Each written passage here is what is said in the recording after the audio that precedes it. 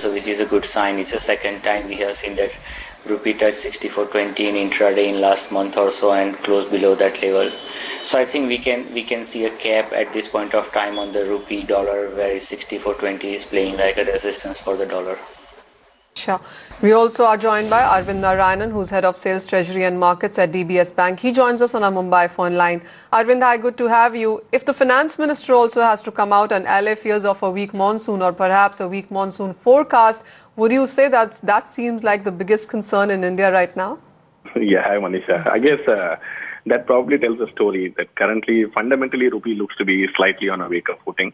If everybody's talking about weak monsoons and weaker corporate earnings, etc., it just means that the broad pressure will be on the rupee over the next few days.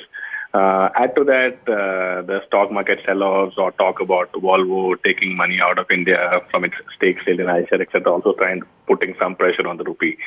So I would broadly play for rupee weakness over the next few days. Not going to be alarming. It probably could be a weakness in limited moves, but looks like it's going to be a weaker rupee over the next few weeks. Arvind, most banks have come out and talked about levels of 64.5 to perhaps 66 as well by the year end. What's your sense? And DBS, what kind of rupee levels are you working with? We've been calling for 66.50 by Q1 2016 and at about 65.50 to 65.75 by the end of this year. So we're broadly in line with what the last cut you mentioned. But the differentiating fact is that we've been calling this for a while. We've been calling for a sustained rupee weakness.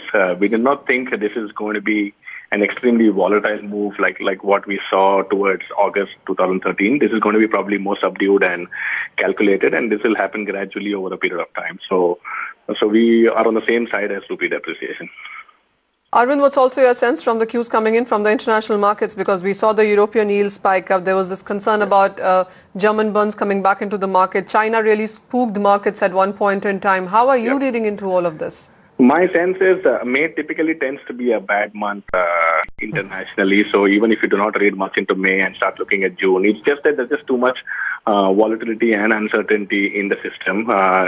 Looking at what happened a month and a half back with the bonds going up by 40-50 basis points and the US yields going up by 30 basis points. Suddenly the bonds came back and now again they've gone up. So to my mind, this tells us that the community is fairly flaky. There's a lot of nervousness in the market. People are questioning the kind of yields which are coming in, the borrowing pressures, the funding pressures which are coming into the system, what's happening to Greece and so on. So to me, money will keep moving across asset classes. U.S. treasuries seem to be the strongest right now on the chart. So wherever possible in a risk-off kind of a scenario, money will probably move to the U.S. But otherwise, in terms of China or Europe and then thereby India, we're going to see a lot more volatility over the next few weeks.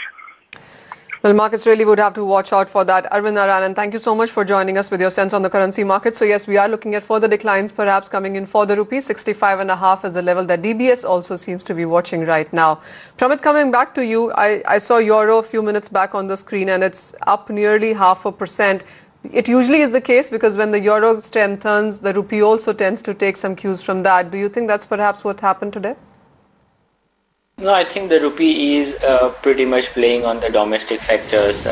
Yes, we got some support from the euro and the other global currencies against dollar, but it is pretty much subdued and within the range. If you look at the way the other currency has reacted in last week or so, the other currencies has stronger against the dollar in last week or so, while the rupee has taken the different path. Well, we have seen some sort of effect coming from the global players, but I think that is after the equity market close, and that's the trend we have witnessed in last few weeks, where the rupee get a little bit of strength after the equity market close. So we may have to see where the rupee opens tomorrow, but I think the weakness is going to continue. Samit, what's your sense on where the rupee might open tomorrow? What kind of a range are you working with for the very short term? I think it depends on how the data from the US is going to pan out today. If the job claim number comes good for the US, then we may see some sort of a surge in the dollar and the gold can come down. So that may affect the rupee adversely, and we may see rupee opening above 64.20 sort of a level, and that would be a crucial level. If the rupee opens above that level, it means that the rupee has not only breached the level, but it is going to remain as a support for the dollar on way down. So I think that is pretty much what we expect, that rupee can go above 64.20 tomorrow. All right, so that's the view on the rupee as well. So perhaps further weakness not ruled out. Remember, it has been a jittery local market and the international market as well, and that doesn't augur so well for the currency. Pramit, with that, we'll let you go. Thank you so much for joining us with your sense on the rupee as well. But that brings us to our top story of the show. And as fears regarding monsoon gather pace, the government today stepped in to allay fears. Finance Minister Arun Jaitley said that poor monsoon will not lead to a surge in food inflation. He also says that government's contingency plan is in place and there is abundant food grain to manage the situation. Assuming that the advanced predictions are correct,